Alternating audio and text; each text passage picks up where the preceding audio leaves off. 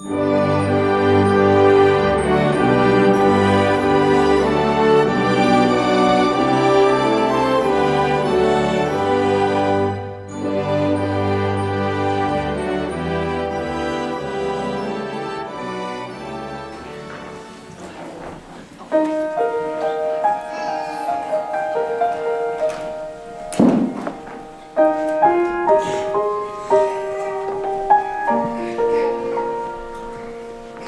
grandparents tell about Christmas long ago when they went in fields or roads of ice and snow. They load up all the family in bobsleds filled with straw and had for ropes so what care if the winds were cold and raw. They tell about the sleigh bells and the scrunching of the snow, how warm and snug the church house looked with candles all aglow. They had parts in their program too. They told of Jesus' birth, how God sent him as a babe to live upon this earth. Of course, their mode of travel is different than ours today, but one thing I have noticed remains the same always. This is the Christmas story. Hasn't changed one bit. Though times and customs differ, nothing can alter it. How wonderful it is the same, the manger, the babe, the star, the angels and the shepherds, and the wise men who traveled far. Christmas is a lovely time, it matters not the year. Each time it will be told anew to bring this old world cheer.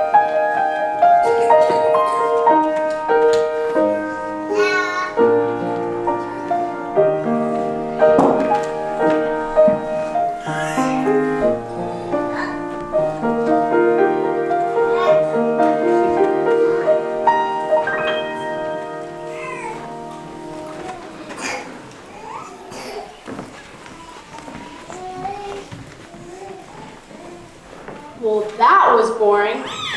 That Sunday school Christmas crowd does the exact same thing every single year. I don't know why we go. Yes, we do. What would people think if we didn't go? I guess you're right. People would never understand if we didn't show up. Now, I need to finish getting these last minute gifts wrapped. I wish Mary Wilson hadn't brought over that homemade coffee cake. The only thing that I can think of to give her in return is this pair of candle holders. Means one last gift for Cheryl and Tom. Cheryl and Tom have enough. Besides, I happen to like coffee cake. Helen, don't tell me you've opened another charge account for this Christmas. Haven't we already spent enough? There you go, snooping again. How do you expect me to get you anything special for Christmas? You never give me enough to cover everything. Helen, I gave you all that was in the savings account, and you charged a few hundred more. Oh, hush up. Let's not spoil Christmas Eve by arguing about money again. Where in the world is Richard? He should have been home hours ago. Joy to the world, the Lord is come. Let earth receive her King. Let every heart prepare. Oh dear, another interruption? How am I going to get these Christmas gifts wrapped? Sam, will we get that tin cookies down?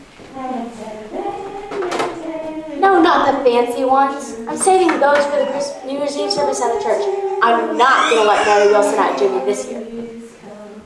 Let earth receive her King. My children, how nice of you to come. Help yourselves some homemade cookies. Did you in the back get one? Your singing was lovely. Thank you so much for coming. Merry Christmas. Silent night, holy night, all is calm, all is bright.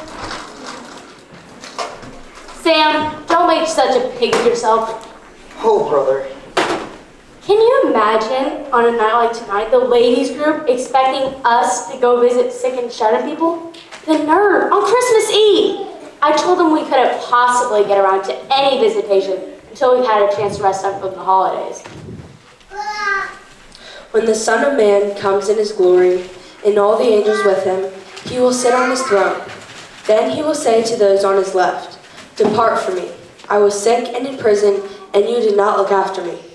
They also will answer, "Lord, when did we see you, sick or in prison, and not help you?" He will reply, I tell you the truth, whatever you did not do for one of the least of these, you did not do for me. That was great. I thought we were going to visit the Shedmans to encourage them. I feel like I was the one that was encouraged. Yes, I know what you mean. But I must admit, when the ladies group first came up with the idea of going on Christmas Eve, it was a bit too much to ask, but just seeing the expression on their faces when we walked in tonight made it all worthwhile. I'm so glad we went. Then the king will say to those on his right, "Come, you who are blessed by my Father. Take your inheritance, the kingdom prepared for you. I was sick, and you looked after me." Then the righteous will answer him, "When did we see you, sick or in prison, and go to visit you?" The king will reply, "I tell you the truth, whatever you did for one of the least of these brothers of mine, you did for me." By the way, Helen, what time are you planning on having Christmas dinner tomorrow? I promised some guys at the church that I'd go help visit the prisons with them. I was hoping it wouldn't interfere with any... What did you do? You can't just go visit prisoners any old time. You know that I need your help with the turkey. Whose brainstorm idea was that anyway? George and Mary Wilson's? Helen, I wish you would get off their case. Stop and think. Christmas is an extremely lonely time of year, especially for those who don't have family or friends close by. And as for dinner preparations, you'll have all the kids here to help. And last year, didn't you order me out of the kitchen? I think so. Well, I'm sorry, but this is not last year, and I'm definitely going to need your help. Just call whoever you need to and tell them you can't make it. I'm sure I'll find someone to in your place. I was sick, and you did not look after me. Whatever you did not do for one of the least of these, you did not do for me. Say, Mary, are you remembering that I promised John and the other elders that I'd go with them to visit the prisons again tomorrow? I hope it won't interfere with your plans for Christmas dinner. Yes, I remember, and I wouldn't have you miss it for the world. We'll just plan around it. Those poor fellows over there, if there's ever a time they need a friend show the love of God with them, it's on Christmas Day. Whatever you did for one of the least of these brothers of mine, you did it for me. I'll help you with dinner preparations in a little while, but let's just sit down and enjoy the Christmas tree. Nice it is not to be so much this year. The best thing we ever did on Christmas was when we made a family pack to keep it simple. Plus, jolly names took the financial pressure off. It seems like we have so much more freedom to reflect on the real meaning of Christmas. Remember, it was such a hassle that we forgot all about God's gift. Yes, I remember. In fact, it all came back to me when I saw Helen Jones tonight. I feel so bad for her. She's in such a dither. She's not enjoying Christmas at all. She sure is, but it didn't seem to help matters any when you offered to bake her cookies for New Year's Eve celebration at church. She looked like she choked on a lemon. Well, I was only trying to burn it a little. I'm afraid there are an awful lot of people, including Christians, who get the message of peace on earth, goodwill to men. The first Noel, the angels did say, was concerted poor shepherds in fields as they lay, in fields where they lay keeping their sheep on a cold winter's night that was so deep. Noel, Noel, Noel, Noel, born is the King of Israel. Merry Christmas!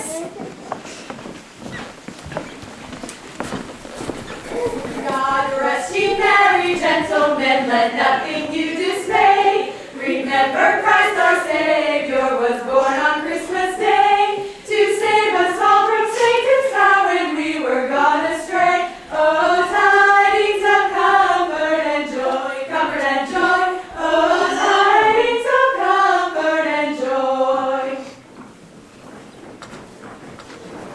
We wish you a Merry Christmas. We wish you a Merry Christmas. We wish you a Merry Christmas and a Happy New Year. Good tidings.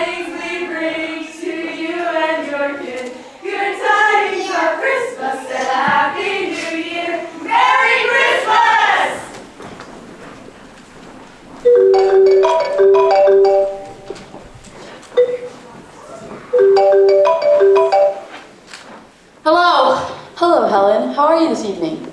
Oh, Sister Higginbottom! How nice of you to call me. Is there anything that I can do for you? Actually, Helen, I'm calling to ask a favor. Helen, are you there? Yeah, I'm here. I'm calling about a missionary family that I have here. Their name is Friedman, and they are home on their first furlough. I know that they are strangers to you, but they really need our help. Actually, they're on his way to his parents' home in upstate New York. Unfortunately, the highway patrol has closed the thruway because of the snow, so the Friedmans are stranded. We need to find a place for them to stay tonight and tomorrow. Knowing that you had that big house, That's I just thought... terrible. That's just awful. Of course that you know that we'd love to help. But our children are coming from the holidays tomorrow. And you know how special family times are. You understand, don't you? I was a stranger, and you did not invite me in. Whatever you did not do for one of the least of these, you did not do for me.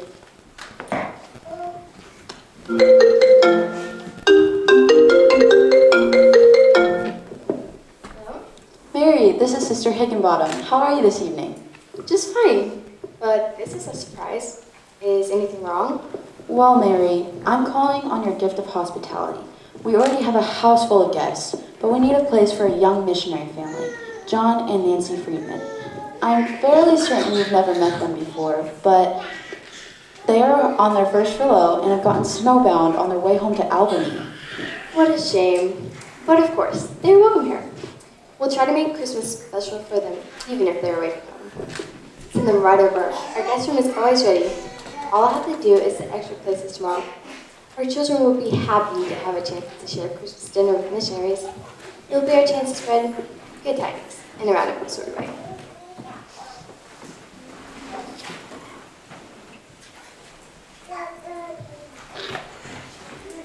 I was a stranger, and you invited me in. You did it for me.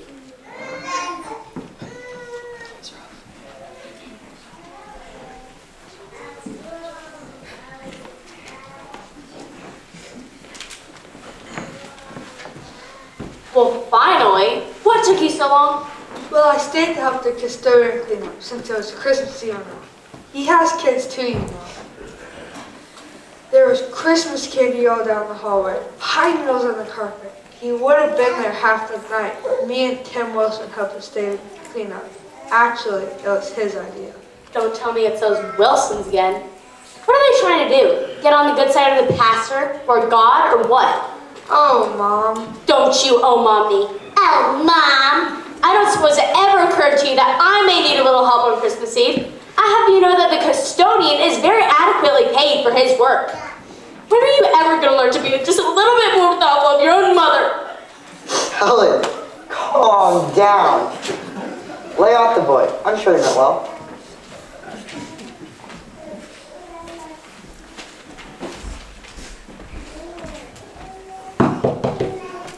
Here we go again. Sorry to bother you, man, but I didn't know what else to do. Well, come in.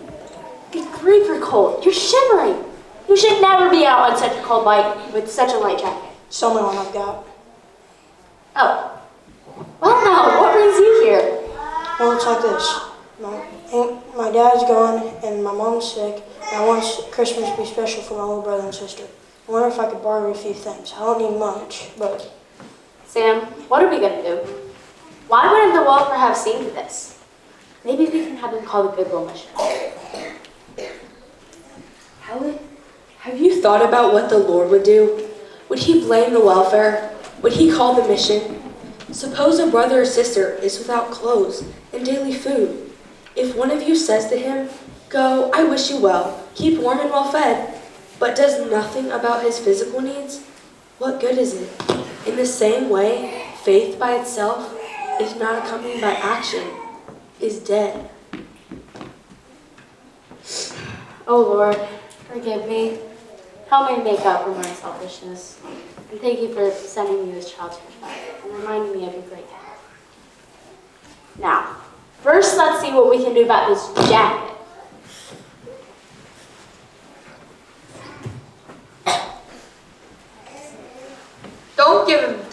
did, he'd have my down jacket.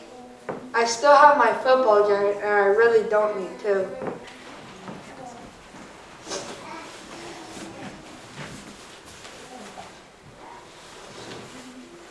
Now let's see what we can do about food. Boy, did you come to the right house. We have enough food to feed an army, and my mom is a terrific cook. Well, you did come to the right place. I've got ham and turkey with plenty of extra trimmings. Come on and sit yourself down, and I'll get you some hot chocolate chip cookies to munch on while I gather some things together. Sam, upstairs in the guest bedroom, you'll find several small wrapped gifts. I had them ready for Christmas tomorrow, but I feel like they'll much more be appreciated than this present. And Sam, you were right about Cheryl and Tom. They do have enough. I'll send those candle holders home with the boy first mother. Wow, Helen, I'm proud. All of a sudden, it's really beginning to feel like Christmas. Then the king will say to those on his right, "Come, you who are blessed by my Father. Take your inheritance, the kingdom prepared for you. For I was hungry, and you gave me something to eat. I was thirsty, and you gave me something to drink. I was a stranger, and you invited me in. I needed clothes, and you clothed me. I was sick, and you looked after me.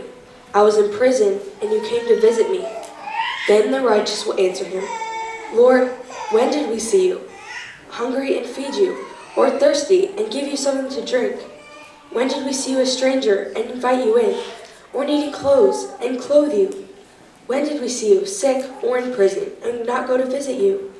The king will reply, "I tell you the truth, whatever you did for one of the least of these brothers of mine, you did it for me."